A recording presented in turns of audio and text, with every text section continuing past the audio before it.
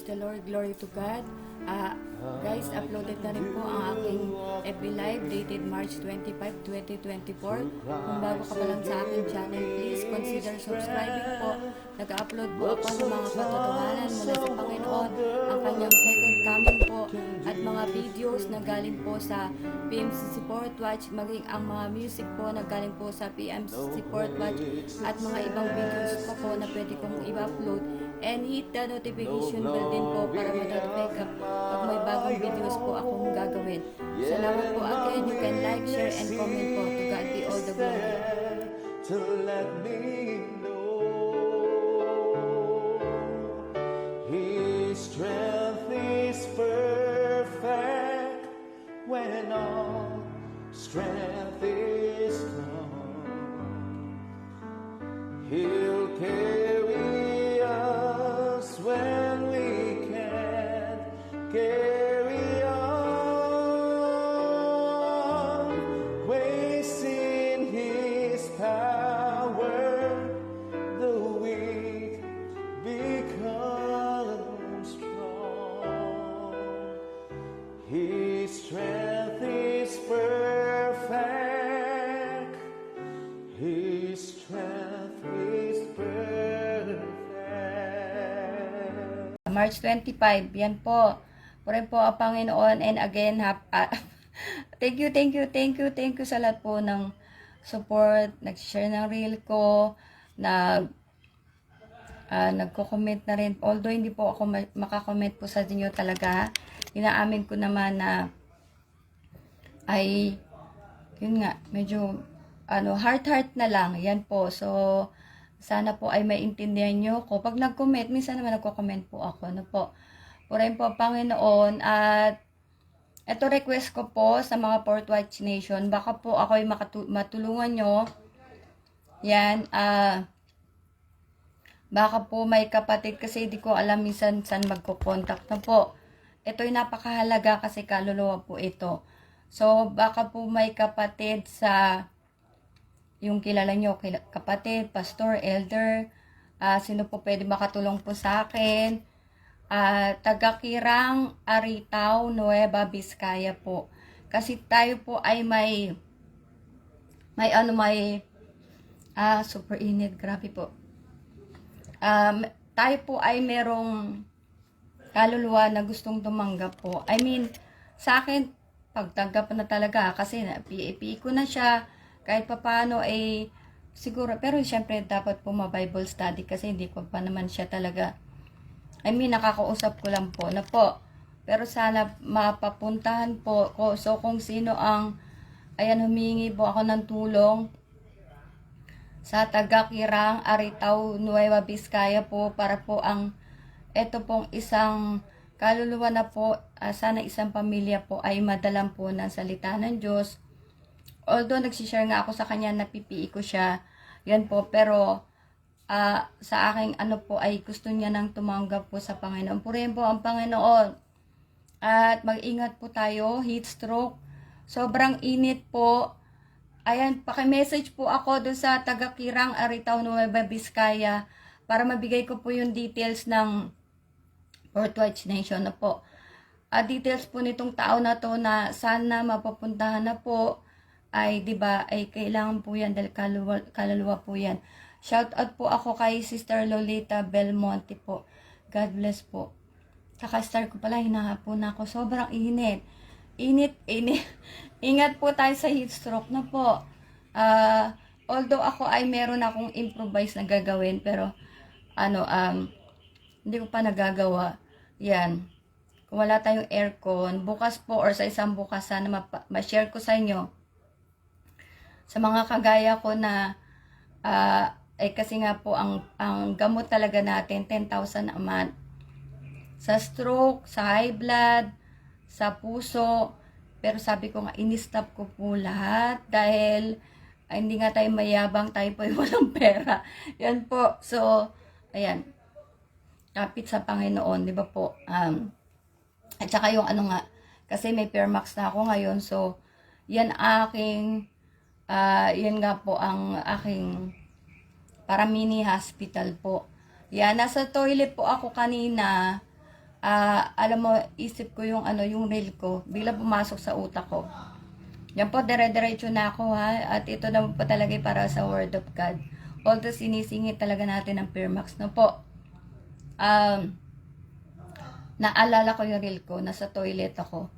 Anong title ng reel ko? Trust in God, no po. Kasi nga po, ay tinitipid ko po yung Permax ko. Dahil medyo pricey, pero organic. At ito po ay, sabi ko nga, ito po ibigay sa akin ng Panginoon, no po.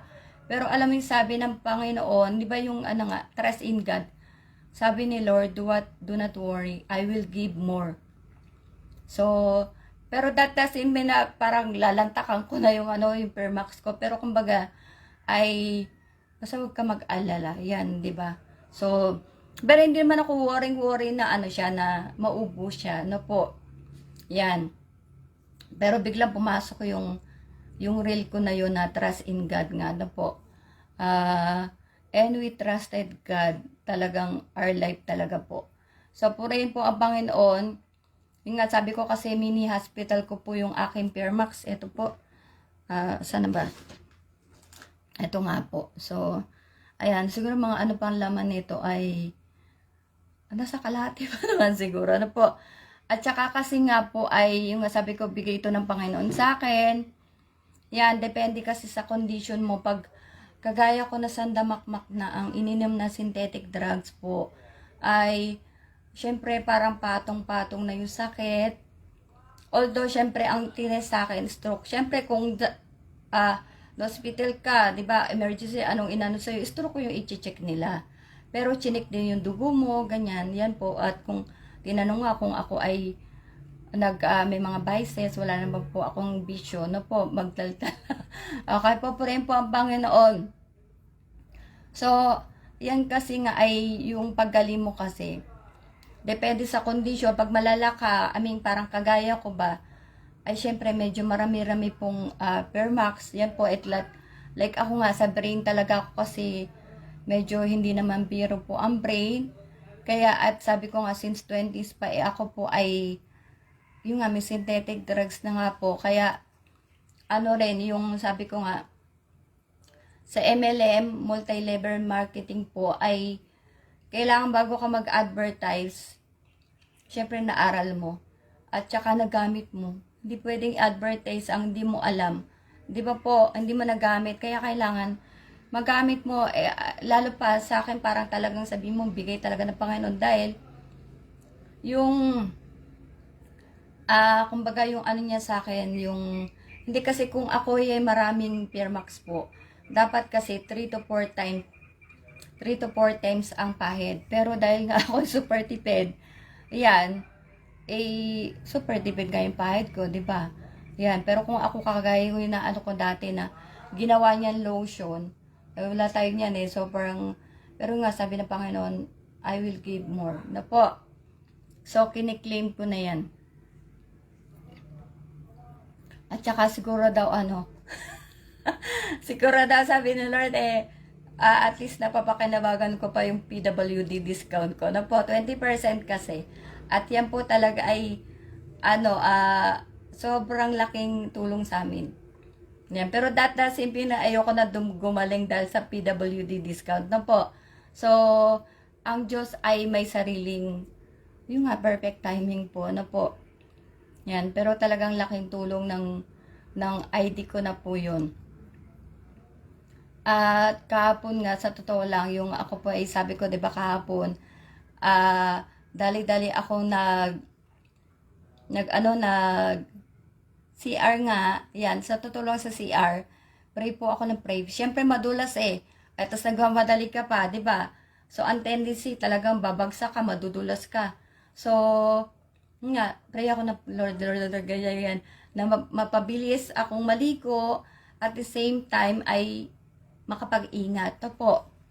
At lang yung ginawa ko dito sa aking Permax, pahid lang ako sa pulses kasi nga, di ba, masama yung pakiramdam ko kahapon.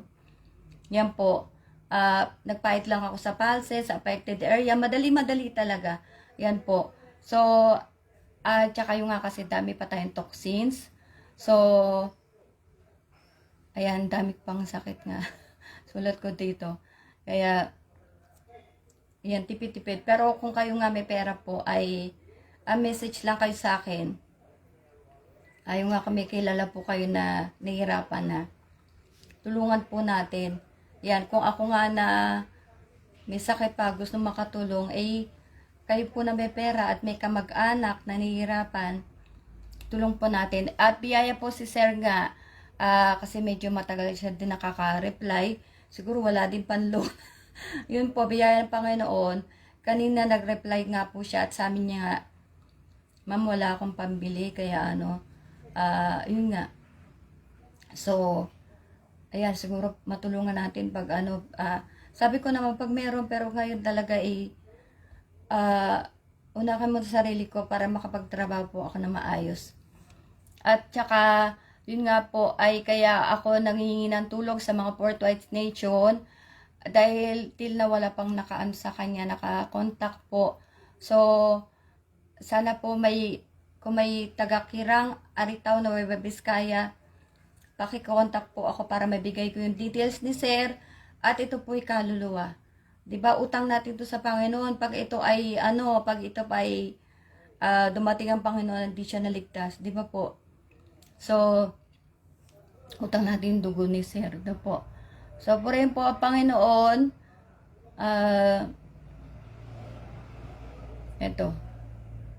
Ito yung last time, siguro 3 days ago, 2 days ago. Nasabi ko, napanood ko sa YouTube, ang diniscuss ko doon yung tithes. Ika-10 bahagi at saka offertory po. Offering. So, yung sabi ko na hindi ko na binanggit yung verse niya uli. Kasi nga, natapos na ako doon eh. Yan. Pero, hindi ko na mention ko uli ngayon. Na po, ito yung sabi niyang verse. Kinuha ko na. Sa pangalawang Timoteo 3:16. Yan po, kinasiya ng Diyos ang bawat kasulatan. Ang mga ito ay mapapakinabangan sa pagtuturo, pagsaway, sa pagtutuwid, sa pagsasanay sa katuwiran. Purihin po, Panginoon. Diba? Una sabi doon, kinasiya ng Diyos ang bawat kasulatan. Diba? Unang-una galing sa Diyos. Bawal bawasan, bawal dagdagan. Ano po? So, purihin ng Panginoon. Kinasiya ng Diyos, dapat yan. Talagang yun lang. Pag dinagdagan mo, binawasan mo, di ba? Lagot tayo sa Diyos na po. So, hindi ako nagsasabi lagot tayo nasa Bible po, di ba? Nabawal talaga, ano po. So, sabi nga dyan, di ba? Pagtuturo, need may tamang tagaturo. Yan. Hindi basta nagtuturo nga siya, pero dapat may tamang nagtuturo po ayon sa Biblia, ano po. At saka yung yung kinuha niya yung verse na yon, pero siya mismo hindi niya naintindihan. Di ba yung yung sabi ko nga 2 days ago, na sabi niya ay bawal ayon sa Biblia, bawal mag-tithes at mag-offering, or bawal mag-tithes na po. Di ba? So, hindi niya naintindihan. At saka, hindi ka pwede magturo kung wala kang Holy Spirit ng Panginoon. Di ba? Kunyari, yung content niya na yun, nagtuturo siya, parang ganon, sinasabi niya, bawal, kasi yung Holy Spirit dapat, nga pagtuturo itinuturo mo yung Bible dapat meron siyang Holy Spirit ng Panginoon. Ano po? So, purihin po ang Panginoon. At saka, kung di ka naman karapat-dapat, di ba, na magturo. Kaya mahirap talagang kunyari, mga sa YouTube, marami nakakapanood, milyon. Yan ay Bible, napaka-sacred, di ba po? Tapos tinuturo mo yung bawal mag-tithes ayon sa Biblia. Di ba po? Dahil nga, nasa Old Testament pa yon, di ba po? So, tama ba ako? O yun nga po. Hindi yung tithes yung sinasabi ko dito pa. Yung pangalawang Timoteo 3:16 na po. So, yung sinasabi ko. At sabi dito sa pangalawang Timoteo 3:1 to 5. Ito nga kasi yung bang pag di mo talaga binasa ng buo, abay iba masasabi mo, ano po. So, sabi dito, ngunit alamin mo ito, na sa mga huling araw darating ang magulong panahon. Yan po. Gumay pareho na mukha ko. Ano po, pasensya na kayo.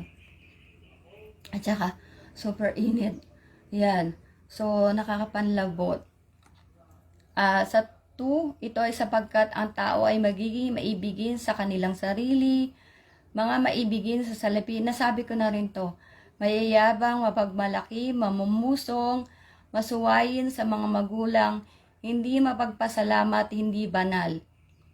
Sa 3, sila ay walang pag-ibig, hindi mapagpatawad, mapanirang puri, walang pagpipigil sa sarili, mabagsik, hindi mapagmahal sa kabutihan. Sila ay mga taksil, mga hindi mapigil at mga mapagpalalo. Iniibig nila ang kalayawan kaysa sa ibigin nila ang Diyos.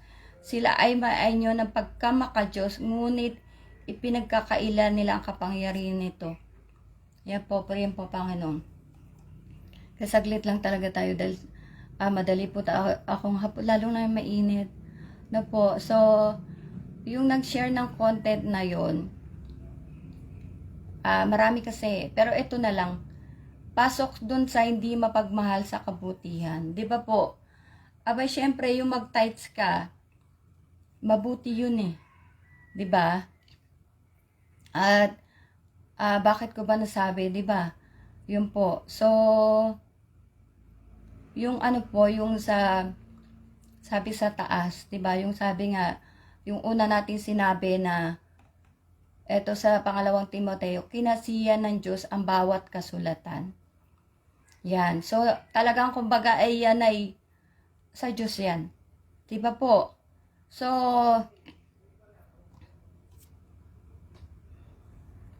kumbaga luma at saka bagong testament, Old and New Testament po ay utos ng Diyos. Di ba? Mapa old, mapa new, utos yan. Galing nga sa Diyos ang Bible, ang banal na kasulatan. So, dapat, ang utos ay utos. Di ba po? So, meron din sa Bible, di ba, na ang utos ng hari hindi nababali. Di ba po? So, at saka kasi isipin mo na lang, lahat na meron tayo galing sa Diyos. Ang buhay natin, lakas natin, talino natin, kayamanan natin galing sa Diyos. Di ba po? So, yung 10% pinagdamot mo, di ba? 10% ang hiningi sa'yo, 90% sa'yo, so sabihin mong bawal. Di ba po? Hindi tayo nakikipag-away. In-explain ko lang po. Dahil di ko na nga kinuha uli yung at saka parang dinagdagan ko lang po ngayon. Yung, dati ko na yun na-explain. So, inano lang natin. Para, kumbaga yung sinasabi niya na po. So, tsaka kasi yung, hindi niya siguro yung danas yung pagpapala galing doon. Di ba yung sabi natin, Malakay 3:10. Di ba na, dalhin niyo ang buong ikasampung bahagi sa kamalig upang magkaroon ng pagkain sa aking bahay. At subukuin niyo ako ngayon sa bagay na ito, sabi ng Panginoon ng mga hukbo, kung hindi ko bubuksan sa inyo ang mga dungawan sa langit at ihulog ko sa inyo ay isang pagpapala na walang sapat na silid na kalalagyan. Pulayin po ang Panginoon. Diba po? So, wala daw sapat. Ibig sabihin parang infinite, diba, na blessings. Ayan. So, syempre, subukin, hindi niya pa na-try kasi hindi niya sinubuk eh. 'Di ba? So, yun po yung kumbaga yung ko doon. Hindi niya pa na-try yung Malakay 3:10. Yan, kaya, tsaka sabi ko nga, 'di ba? Ay kailan basahin mo ng buo, ay baka pasok siya sa ibang sinabi dito, 'di ba? Na yan nga yung pangalawang Timoteo 3:1 to 5. Yan, bukod do sa hindi mapagmahal sa kabutihan, ano pa dyan, baka maibigin sa salapi.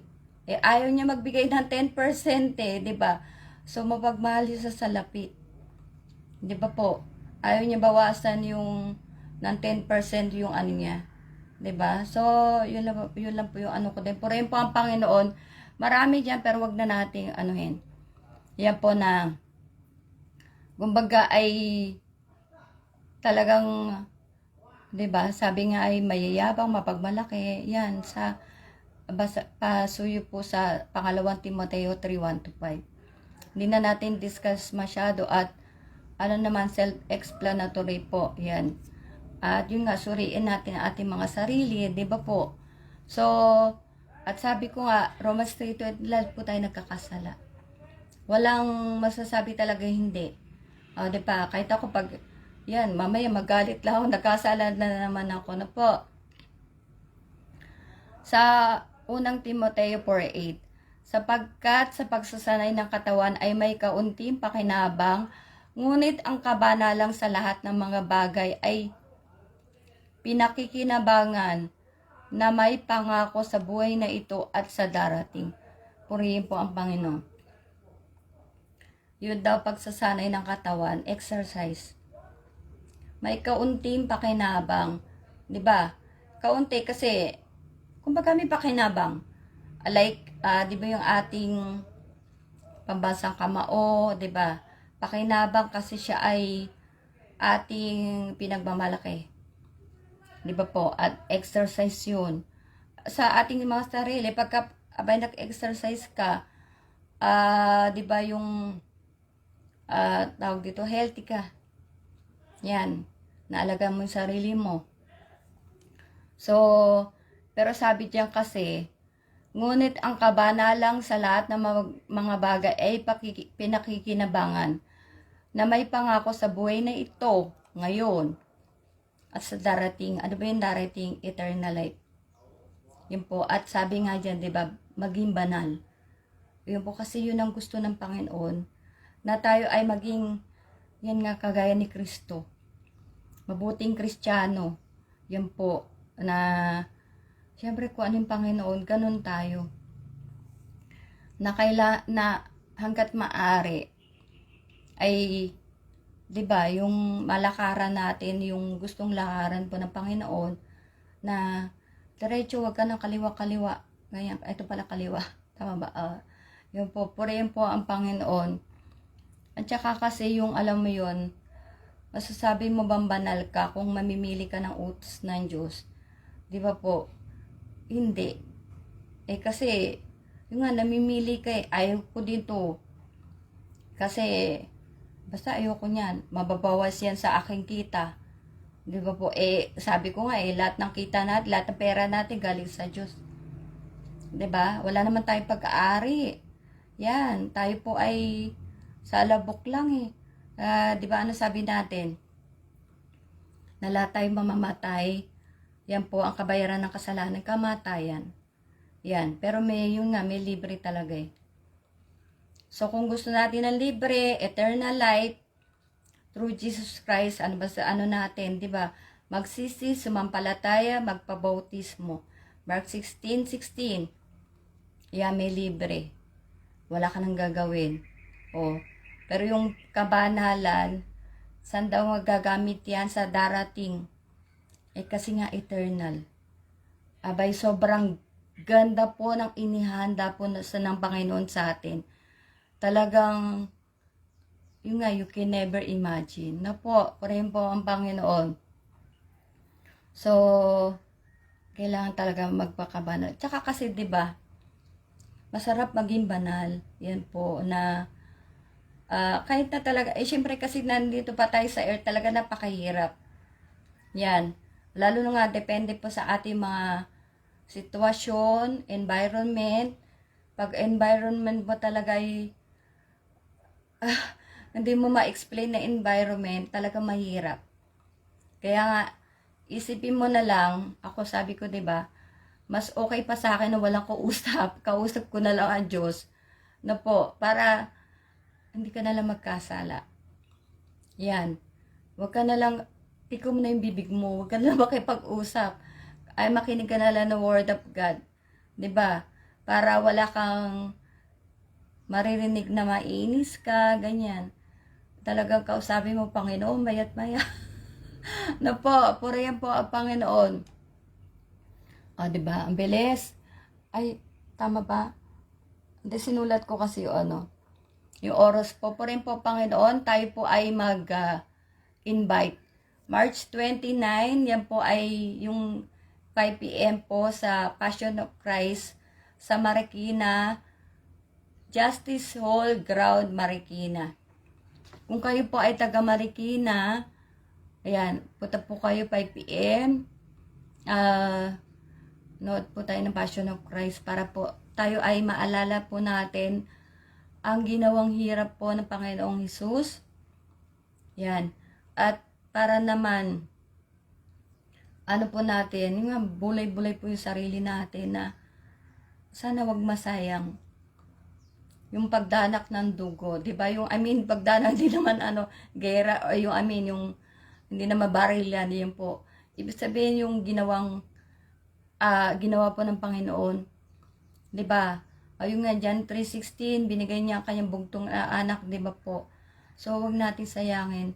Ang pinantubos po sa atin ay dugo ng Panginoong Hesus. Kaya sana po ay, nga sabi ko, tayo po ay kabagi po ng Pentecostal Missionary Church of Christ Fourth Watch po.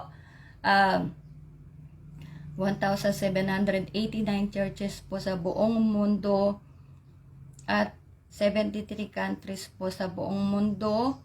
Yan po ay pasyal po tayo. 'Di ba? Dapat tayo curious. Yan na 'di ba? Para kumbaga kasi kunyari, tayo po ay nakakapagsalita. Ito nga po, sabi ko, sa kahabagan po ng Diyos. Kaya tayo po nakakarap po sa inyo ngayon sa screen. Okay po. Bakit ba ako nakakapagsalita? Siyempre, tinanggap ko po ang Panginoon, sumampalataya, magpabautismo, di ba po? At tayo po ay biyaya ng Diyos, nadagdag po sa church.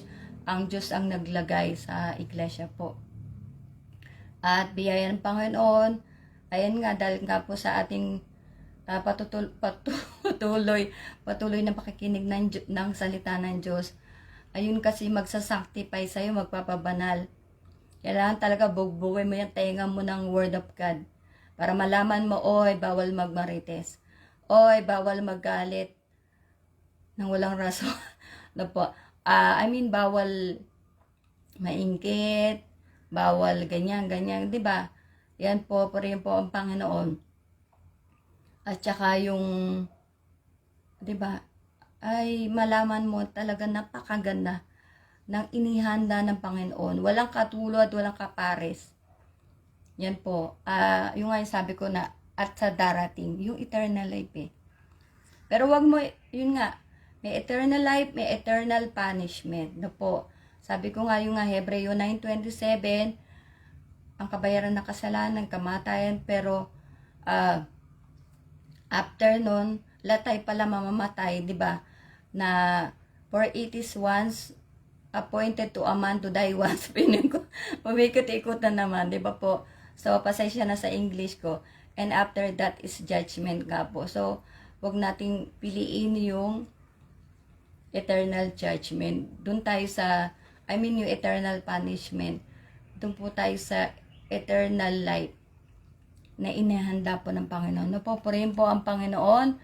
So, yan po, biyaya ng Diyos. Diyan ko tapos para, at tayo sabi ko nga ay, di ba, sandamakmak na toxins at dahil nga tayo napapagod pa everyday, siyempre nag-brainstorm ako na po, purihin po ang Panginoon.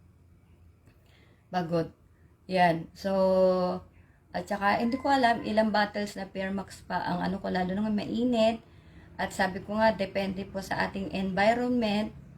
So, biyaya po ng Panginoon kung isa sa mga nanonood sa atin, nasa environment kayo na talagang naka-aircon pa kayo at maayos. Ibig sabihin, solo lang po kayo dyan. Na po. So, wala kayong katabi, wala kayong kausapin natin si Lord. Na po.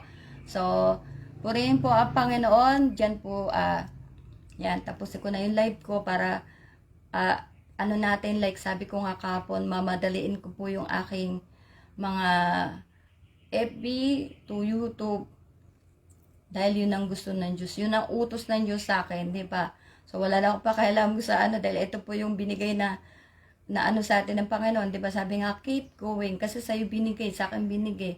So, itutuloy ko lang, di ba po? So, purihin po ang Panginoon, salamat po ulit sa lahat na nag-watch, nagsusupport, at, ayun po, God bless po sa inyong lahat. Ang Diyos na po ang bahala magpala po. At, yan, Semana Santa tayo po ay magbulay-bulay po ng ating po mga sarili. Na po, purihin po Panginoon, God bless po ulit.